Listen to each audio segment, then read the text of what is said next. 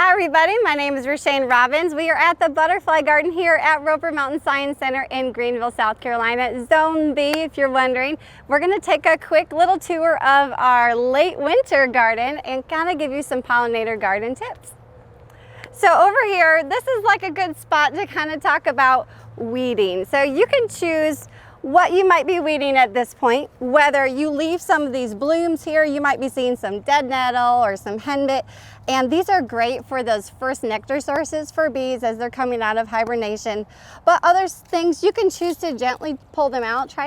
The less soil disturbance, the better for all those little things that are growing and working together. This is a great time to maintain your pathways. We use a hardwood mulch here, and we do that for a couple reasons. It'll choke out any kind of weeds that might come up and help retain moisture for the other areas. This is a good time to clean up your pathways, but also I encourage you, don't clean up your beds too much. It's okay if it looks a little messy at this point. So we have a lot of leaf litter here. We use this for a couple of reasons. As it breaks down with all those leaf litter critters, it's going to introduce new nutrients and build up that soil. All that organic matter is going to release and be able to absorb more moisture naturally into your soil. So you're going to be recycling nutrients, holding more water. This is a great place for zinnias. Another good one to do is your Mexican sunflowers, lantana. Those are great supporters for butterflies and other pollinators. It's okay to not clean up everything too much. You actually might have some hibernating different pollinators, whether it's a chrysalis or something that's kind of fallen, or they're in these areas up here. And if you do need to clean it out, maybe put it in a spot in the side of your yard instead of a trash can, because you might have some chrysalises in there that you didn't realize and they're getting ready to emerge. So we're going to keep those ready. There's another spot we do a cover crop on our garden. And over here, I would love to feature and kind of talk about what we did here. This is our winter wheat and a winter pea. And we found that we had this very well-established plants that were not supporting our pollinator garden goals. So we took them up, planted this cover crop because we want to reduce soil erosion. We want to keep those nutrients there. The peas are going to reintroduce nitrogen back into the soil. And when we're ready, maybe in a month or so, we're going to mow this down and then plant what we really want here to support our pollinator garden. So it's a really good idea to focus on native plants if you can. We're going to show you an education sign that we keep in our butterfly garden. And it's a really good resource, so if you need to, you can pause the video on this and kind of see what we use here at Roper Mountain Science Center and in our Zone B. This might be some things for you to start at and look at.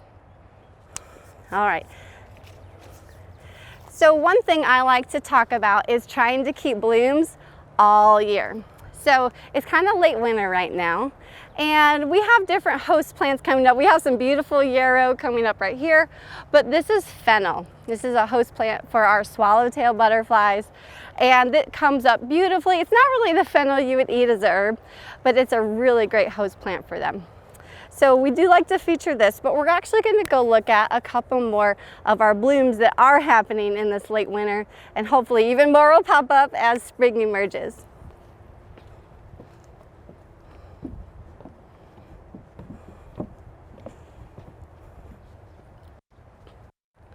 So over here we have some grape hyacinths and some veronica. Those are cute little, and you might even see some pollinators visiting them right now.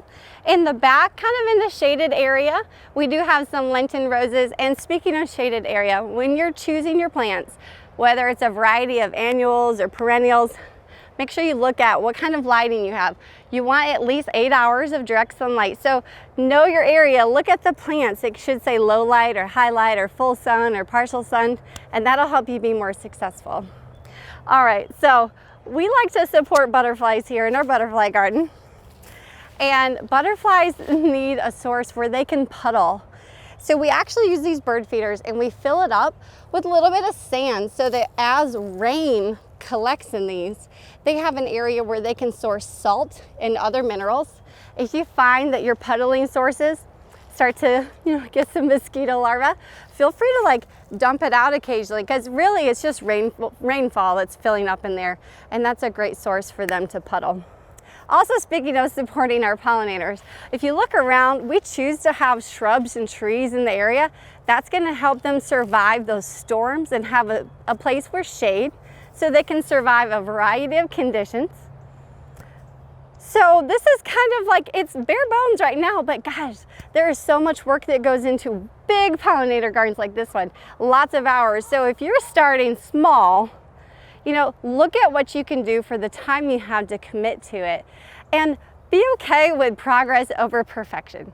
There are native plant sales and master gardener sales that are a really great resource for starting plants. You might have friends and neighbors that have starter plants or seeds that you guys can swap and share. And know that it's okay, just do whatever you can. You're gonna enjoy the blooms. You're gonna enjoy also supporting the pollinators that are supporting us in the long term with our food sources as well. So we hope that you can, avoid pesticides and herbicides and be super supportive of that, but enjoy nature. Get outside, enjoy your gardening, because it's so exciting to see all those blooms. We hope that you can see our beautiful butterfly garden when it's full of action in the summertime here at Roper Mountain Science Center. And happy gardening, everybody.